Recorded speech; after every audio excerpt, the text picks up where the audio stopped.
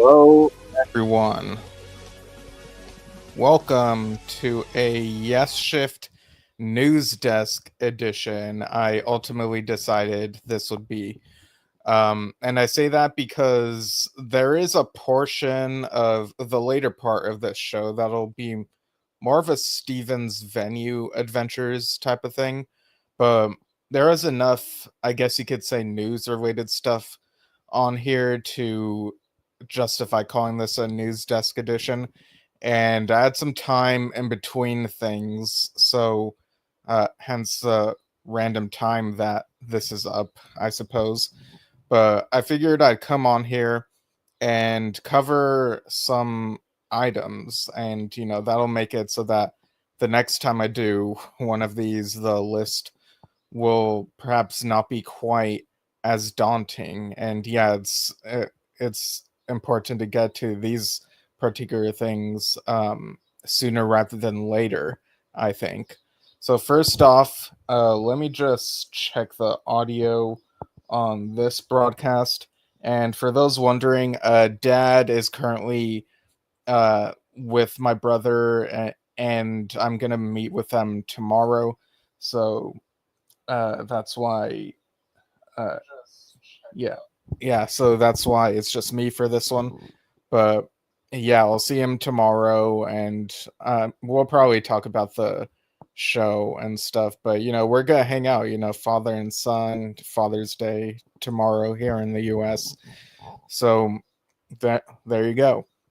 Now, first off, yesterday, June 13th, tickets for Yes's upcoming Fragile 2025 tour went on sale. And one of my cousins actually sent me the Live Nation image of the, advertising the show that's taking place in Los Angeles in November. And I was like, oh, yeah, I know. I'm going to try to go to that. But yeah, I thought that was funny that she sent that. Yeah, like it was not necessarily news to me, but I do appreciate the sentiment that, oh, this is something you'll like, and it definitely is. um and yeah, we talked about the tour on the previous news desk, so um for all my thoughts and speculation on that, you can go to that episode. But yeah, tickets seem to be on sale. And the Los Angeles show, I was looking at the seating map for that, and if I'm not mistaken, it kind of looks like half of the seats have been taken. So, and that was like much faster than I was expecting, honestly. With Yes feeling, I guess prog rock bands in general kind of feeling like more niche artists and bands to some. But yeah, I guess that's a nice little surprise. And of course, tomorrow, June 15th, is also when the Yes tour will be October, November. But tomorrow, the John Anderson and the Band Geeks next leg of touring begins, I believe, in Washington, D.C., and they'll be touring for a month. And Andy Graziano, whom interviewed not too long ago, is back with them on tour. So I'm sure we'll hear people's thoughts on this next leg. Now, the first, or I guess not the first, given these things that I just said, but just a heads up for June 18th, which is a Wednesday next week at 10:30 a.m. Pacific time, 1:30 p.m. Eastern time, 6:30 p.m. UK time. We'll be having Steve Hackett on this show again. We'll be interviewing him. It'll be within a half hour, less than a half hour, but we'll be talking with him. He's got another live album coming out. The Lamb Stands Up at the Royal Albert Hall. And funny enough, I believe that comes out July 11th, the same day as the Yesshift 4th anniversary. And we do have a 4th anniversary show planned for that date. So tune in live to the Steve Hackett interview if you can. And on that note, I also saw an update from the Genesis page. I know that there are some followers on here on Yesshift who are fans of various prog bands, Genesis being one of them. So you may have seen this, but I'll go ahead and read this announcement regarding the Lamb Lies Down in Broadway box set, which I feel like was talked about quite a while ago compared to now. But here's what the message on their page says. We deeply apologize to fans who have been kept in the waiting room to receive their orders for The Lamb Lies Down on Broadway 50th Anniversary Super Deluxe Edition box set. Due to unforeseen production issues, the release planned for the 13th of June has unfortunately been delayed until late autumn 2025. We understand you've been patiently counting out time and will update with the final delivery date as soon as it is available, arriving autumn 2025.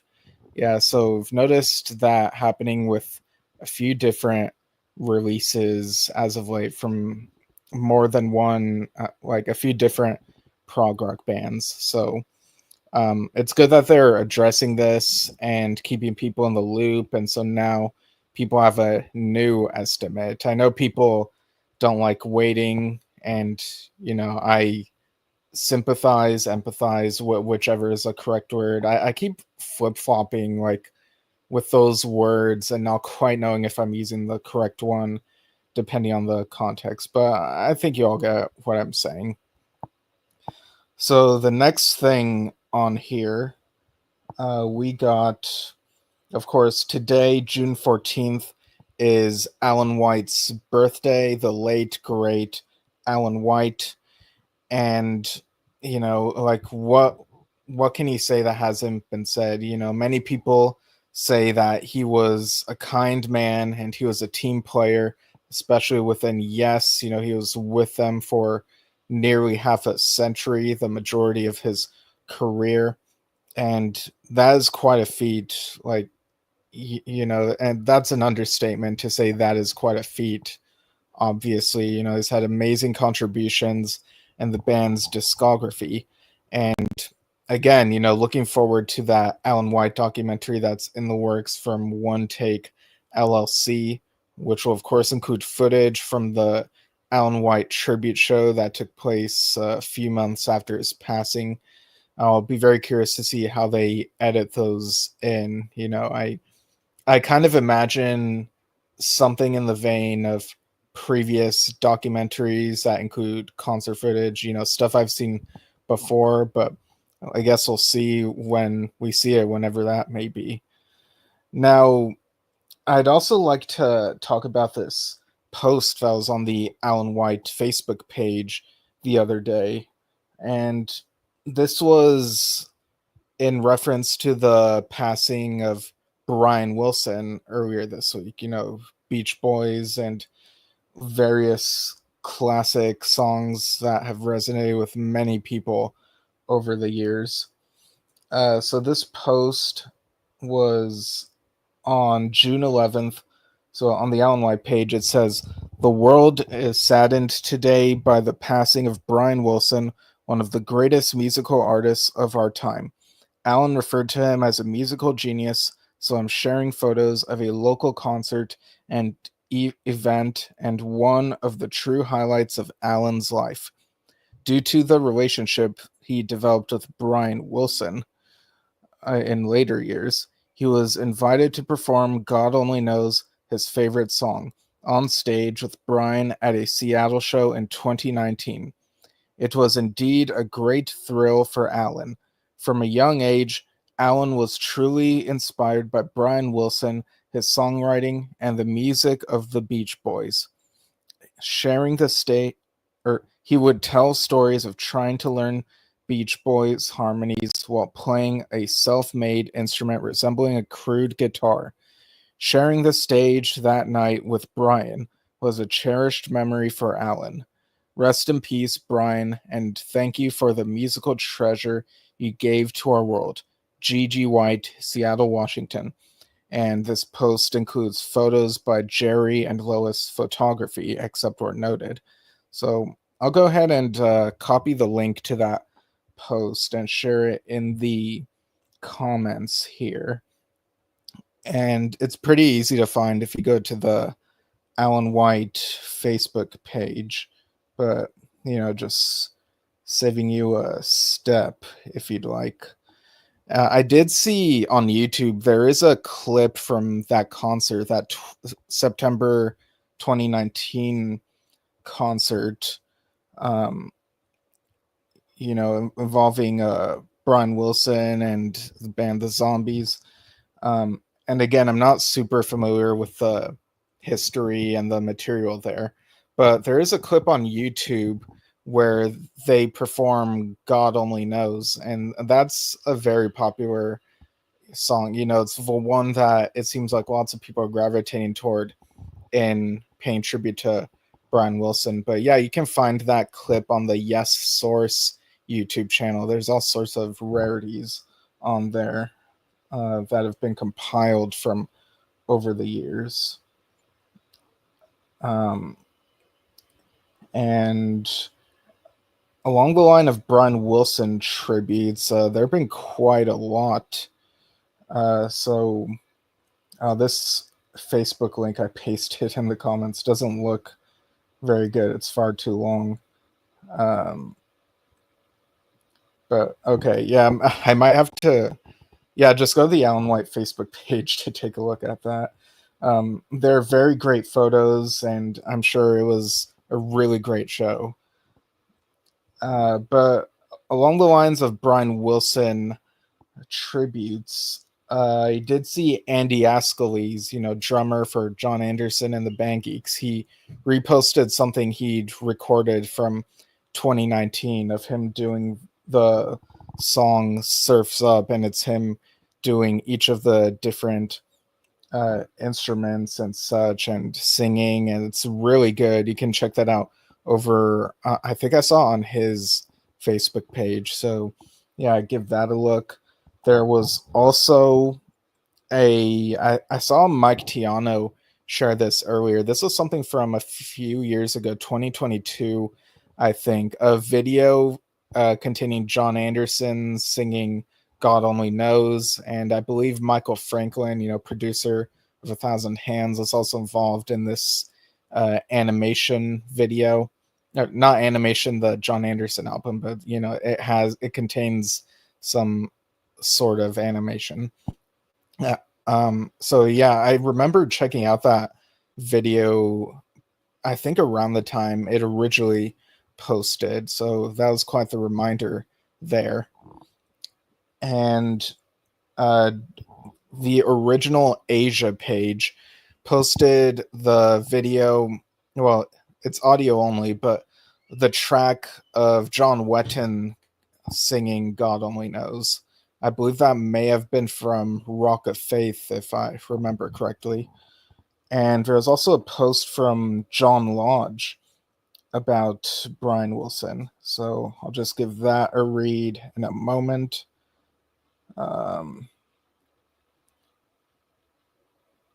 And of course, we had John Lodge on the show just a couple weeks ago. So he says, wait, is this? Hang on.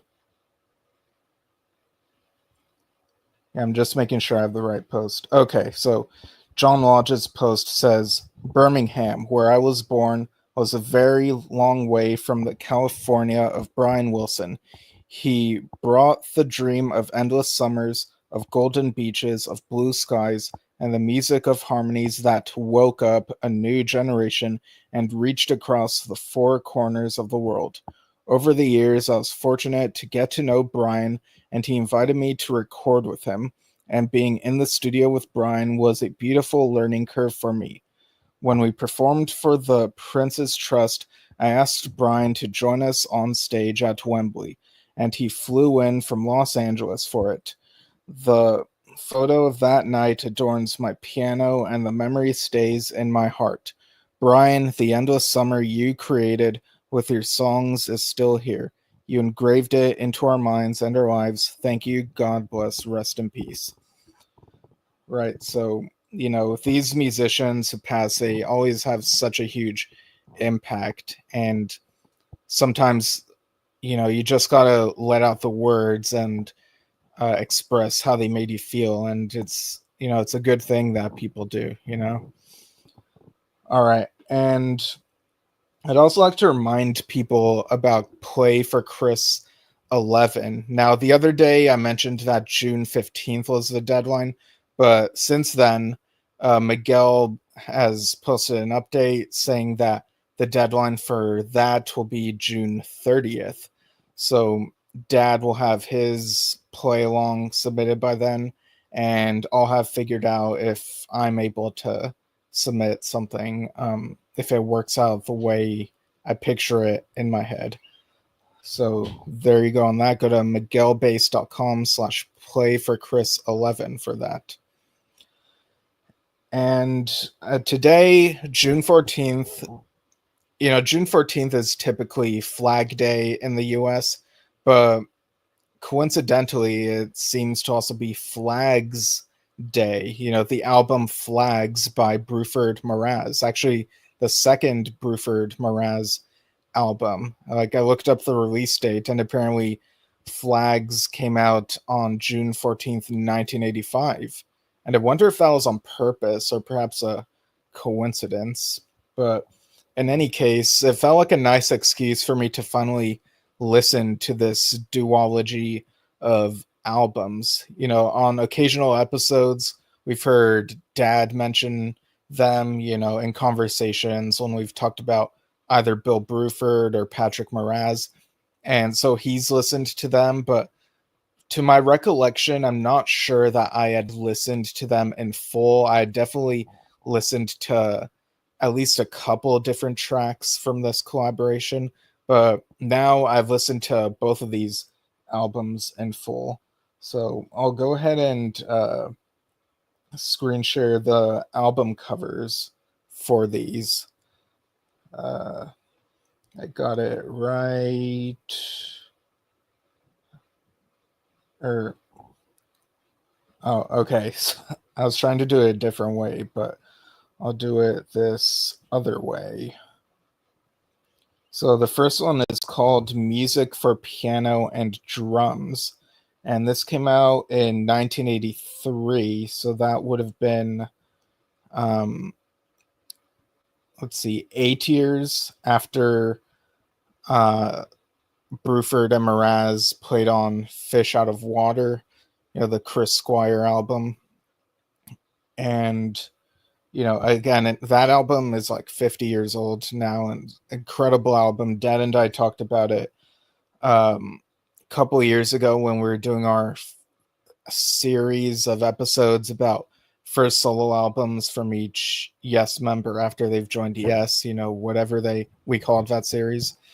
But yeah, this is music for piano and drums. Yeah, and the track list includes Children's Concerto, Living Space, Any Suggestions, Eastern Sundays, Blue Brains, Symmetry, Galatia, and Hazy. I believe Hazy might be my favorite of the tracks on here. And I believe there is a what's it called? I believe there is a version of this album that has a few live recording tracks, because on YouTube, the official YouTube playlist, there were a few live tracks on there, Hazy included. So yeah, I think this is a really good album. You see how Patrick and Bill mesh together pretty well, and it definitely sounds jazzy and some nice soothing jazz music. I feel like some of the tracks, these are all instrumental tracks, and they kind of, it's going to take me more listens for this, for the tracks to not feel like, to me, they might be somewhat interchangeable. I know that will change as long as I keep on listening to the album and get more familiar with the tracks. But yeah, I thought this was a really good debut for this duo. It's Dad has talked it up pretty well this album, and yeah, I think it lives up to some of the stuff he's said about it, and it is quite a collaboration that one might not have expected, being that Bill and Patrick were in Yes at different points of time, even just a couple years apart, but there were changes during those couple of years, and to see that they were able to get together and do something, it's quite something. That sounds kind of redundant, doesn't it? But onto the second album. Let me just get it open here. So Flags, this one came out in 1985. Let me just share the album cover here.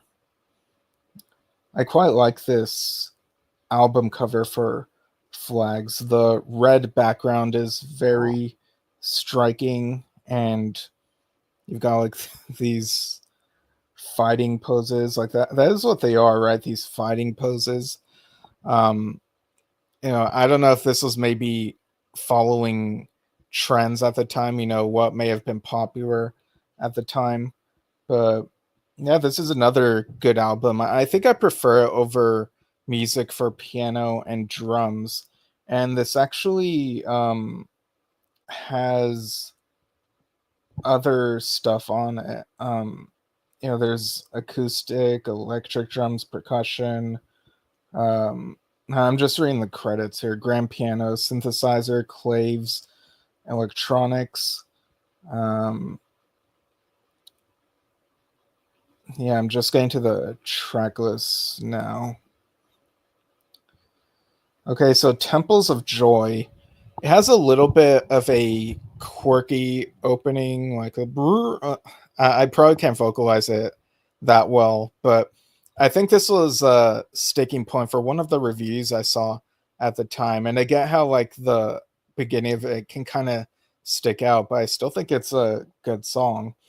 Then you got Split Seconds, Karoo, Impromptu 2, the title track Flags, which was gentler than I expected. And I don't know what I expected, but maybe when it comes to albums and their title tracks, I perhaps expect them to be a bit more bombastic, but that doesn't necessarily always have to be the case. And then we get Machines Programmed by Genes, which has a machine voice on it, and kind of reminds me of stuff like the Buggles in that sense, including stuff like that. They have the Drum Also Waltzes, which is a Max Roach classic. And then we get Infra Dig, and then Away with Words, which was quite a short one.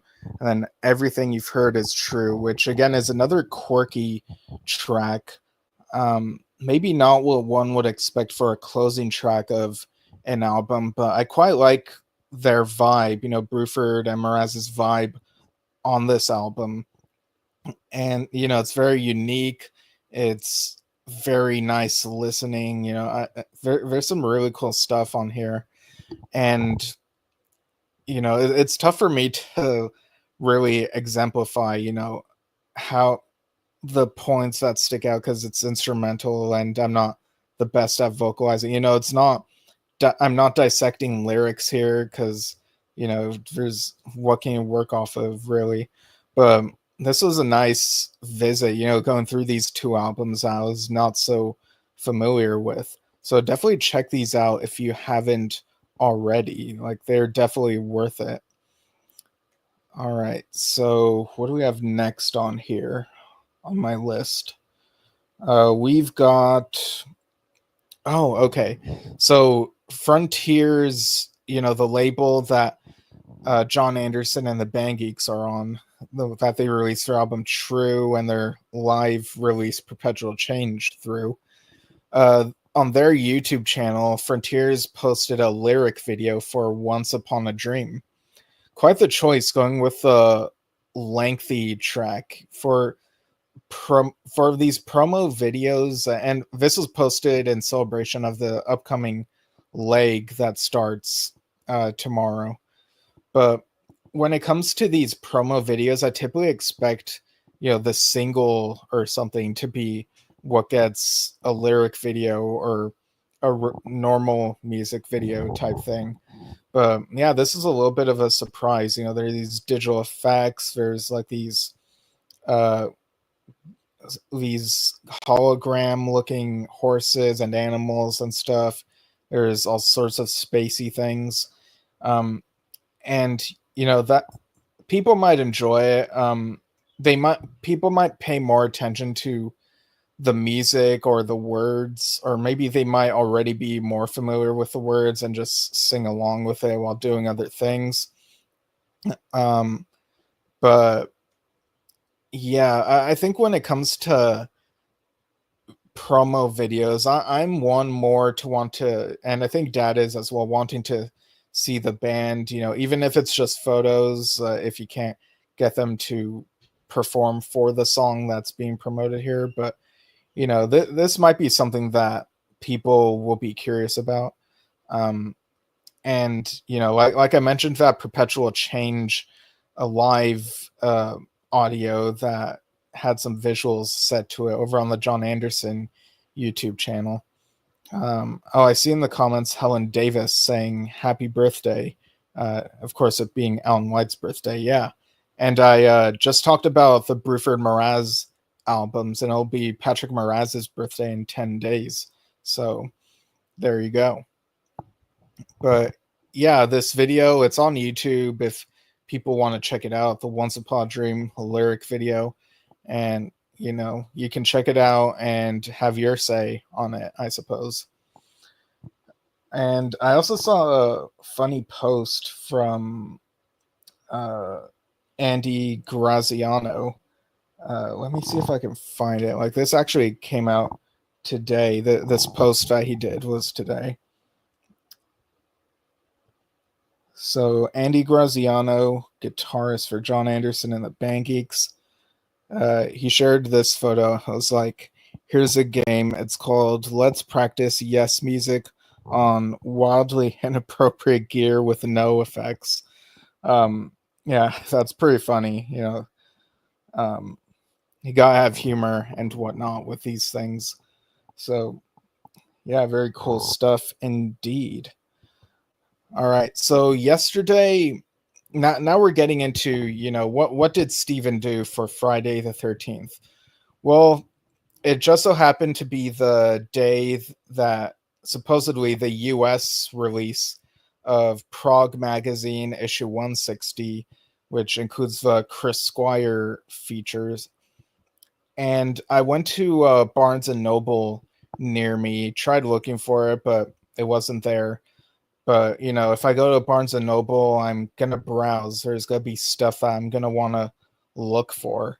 And eventually I made my way to the music section, looked at the books, and then turned around and looked at the records section. And my eyes widened because the first thing that I saw when I turned around was this vinyl copy of the Yes debut album, their self-titled debut album. This is a 2024 pressing, I believe, or maybe 2023. I'd have to look at the maybe it says inside. It said on the wrapper, I think it was 2024, but yeah, I'll check that out and do maybe do a Vinyl Adventures episode on that sometime in the coming weeks after I've given it a proper listen. It just felt like the one to get. It was among a few other Yes things. There was the Fragile album on vinyl, and there was a Steven Wilson remix of the Yes album on vinyl. And, Roger Dean's art is definitely very tempting. And Steven Wilson's stuff, I still feel like I'm not sure if I have the ear to appreciate the difference in the Steven Wilson stuff. So it really felt like the debut album was the one I should go for. It was what was calling to me more. Funny enough, the other two things that were there at the store that were Yes related were Yes singles 1 and 2.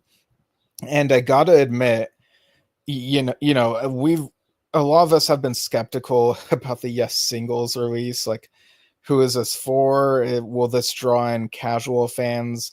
But seeing the art next to these other Yes albums, it was tempting, especially the art for Yes Singles 2. That one is more colorful and perhaps comparable to the poppy visual nature of the debut album. And so it was very tempting, but um, at that point I was like, okay, I feel like I should only get one of these things. I should only buy one thing from this store at the moment. And so I went with the debut album.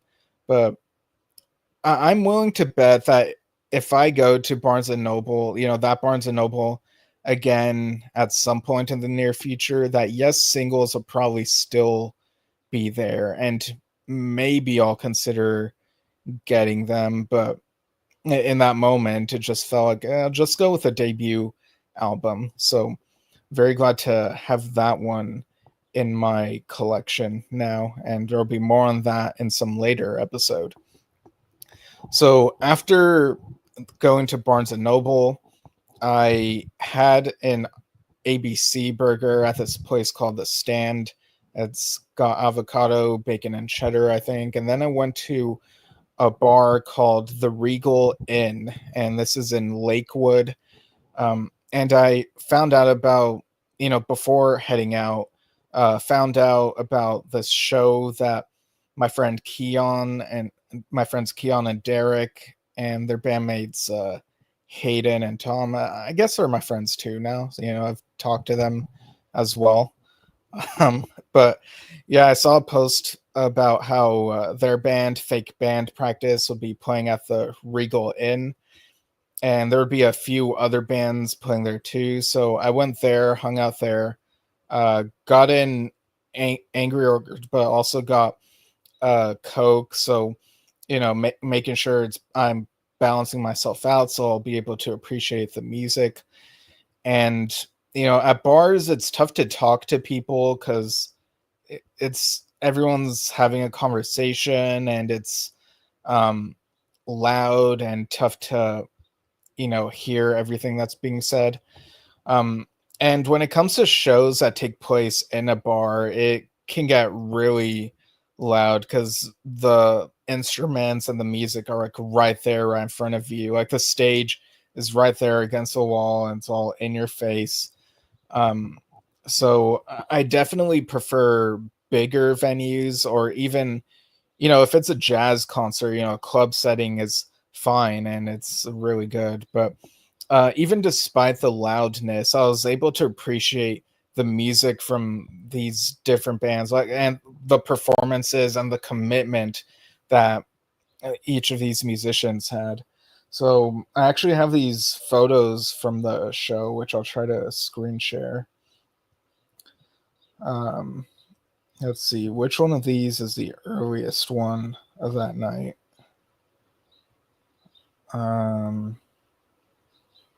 Okay, these might be out of order, so I think I'll cycle through these and get to the correct photos, and yeah, I'll make this work.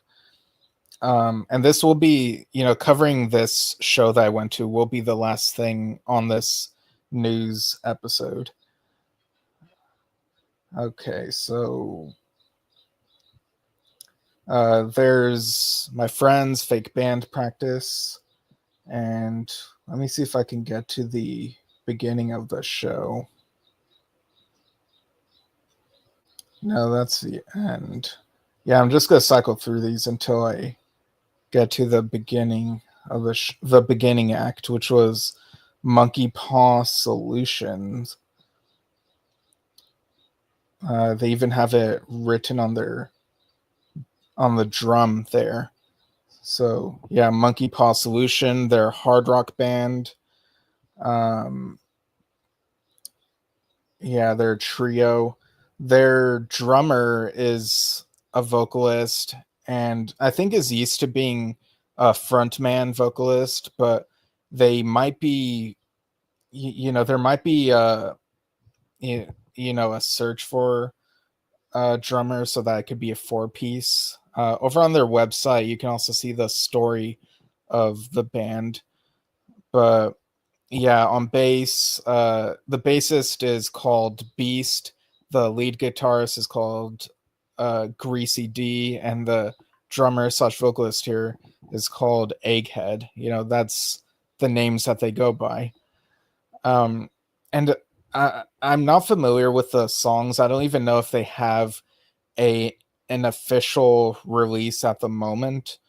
But I pretty much, on my notes app, I jotted down lyrics that I could kind of make out, but I'm not 100% sure that I've transcribed some of these words accurately, so I kind of don't want to butcher them. But I will say that they played, let's see, how many songs? 1, 2, 3, 4, 5, 6, 7, 8, 9, 10, 11, 12, 13. I think 13 songs. The third to last one, I think, might have been an instrumental. And then the penultimate one, they said, is titled Skellington. So I guess kind of Halloween themed. And I thought I heard that the last one was called Body, but I don't know for sure. But yeah, they really went hard with their playing and are really committed to the music. And, you got to admire how, they are really committed to their craft.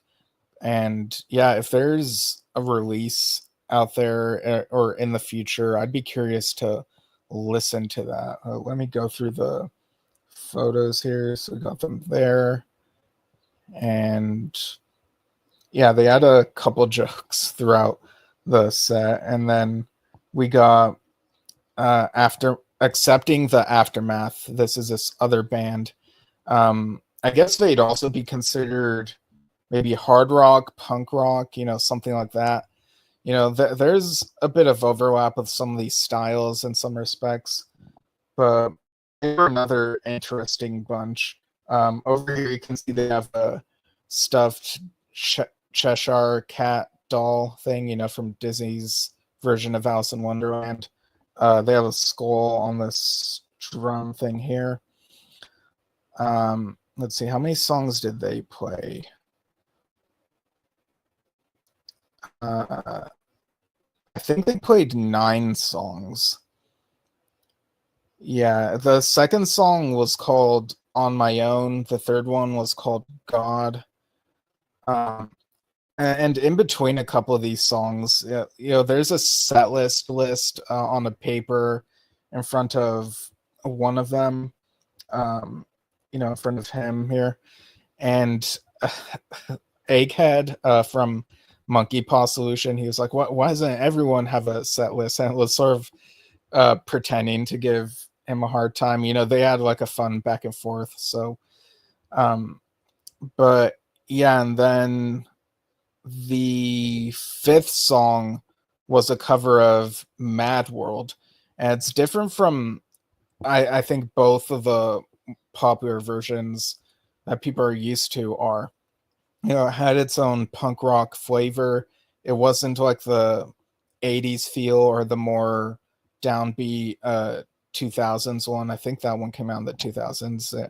So it was different enough to merit being like its own thing, if that makes sense.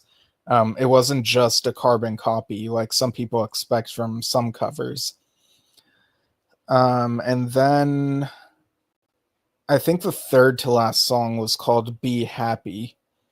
So yeah, we'll have to check out more of that band. Let's see. And if you watch the video version, you'll see what the band looks like. So this is fake band practice. Actually managed to get some decent shots of them. So their set list included I don't oh, hang on. I'm looking at the wrong thing here.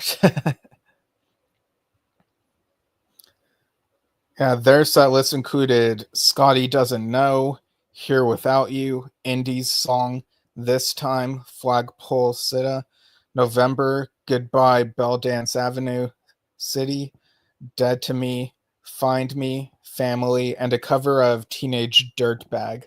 And they, the vocal duties would alternate between Hayden here and Derek here, depending on the song. But for Teenage Dirtbag, they said, everyone sing along, you should know this one. But I guess the people there maybe weren't as familiar with Teenage Dirtbag. I've heard the song before, but I don't know. There were maybe a few people around our age and other people who are maybe a bit older, like middle-aged at least. But people are still into the music, and people from these other bands were, giving them props as well. And, it's really cool to see the camaraderie between these different bands. Like, it's not a competition. Everyone is here to entertain people with music while they have their drinks, and everyone's appreciating the music. So it's really cool. And again, I can't stress how like you got to listen to Fake Band Practice's EP, I'm Out of My Mind, or I'm Out of My Mind rather. Yeah. So go check that out. And it's a really cool listen. They are pop punk. And so I feel like the way that these first three bands, came one after another, it felt like a nice order, because it felt like they were transitioning to these different styles in a way that made sense. And then the final act, these twins, so yeah, they're called Thing of Twins, and they were really fast-paced, speedy, bombastic. It's like, I don't know how they do it. And the one with the guitar, I'm sorry, I can't remember the name at the moment. I should have looked this up earlier or written it down when they told me, but he stood on top of like the amp thing a few times, and even walked with his guitar through and around the bar and back to the stage. A really great showmanship. And the drummer, just, I don't know how he was able to keep the speedy pace that he did. So Thing of Twins, they played, let's see, 6, 7, 8, 9, 10, at least 11 songs, I think. One of the earlier ones, I think it was titled Wild. And then they played Shout by Tears for Fears. And then after that, I thought they said the next song was called Saturn, but I could be wrong. And then after that was a cover of Just a Friend. So again, there's like a mix of new and familiar. Then See You Tonight. And then a couple songs later, a cover of Creep by Radiohead. And then after that, I think the second to last song, it was like la bum bum. It was really big, like this performance of it, and they made it like a political protest statement, and it landed pretty well. And then I think they played another cover to close off the set, but I don't know what it was. But I was really impressed with what they were able to do. And everyone was giving each other props, these different bands. It's really cool to see how well each of them get along. And so after this show, I hung out with Fake Band Practice. We went to Denny's. We were there until maybe 2 a.m. or something. I got brisket melt, and there were some funny conversations. I think Tom and Hayden were talking about physics or something. It was like this really long conversation they were having, and there's some other stuff. But yeah, overall, it was a really fun night, and I was not expecting to be up that late, but I was really glad that I went. I was thinking of possibly staying in, rewatching movies, but then I found out about the show and ended up having a really great time. So yeah, so the Regal Inn, I guess I could add that to another show in the books for this year. Next shows I'm going to will be next month when I see Project and Stickman pretty much in the same weekend. So those should be fun. But yeah, that's it for now. And like I said, Yesshift will be back Wednesday the 18th. And if all goes properly, we'll have Steve Hackett on at 10:30 a.m. Pacific. And yeah, very much looking forward to everything that we have going on. So thanks for tuning in. Follow us at Yesshift on Facebook and YouTube. Search us at Podcast app. You'll probably find us. And email us yesshiftpodcast@gmail.com. And we'll see you all soon.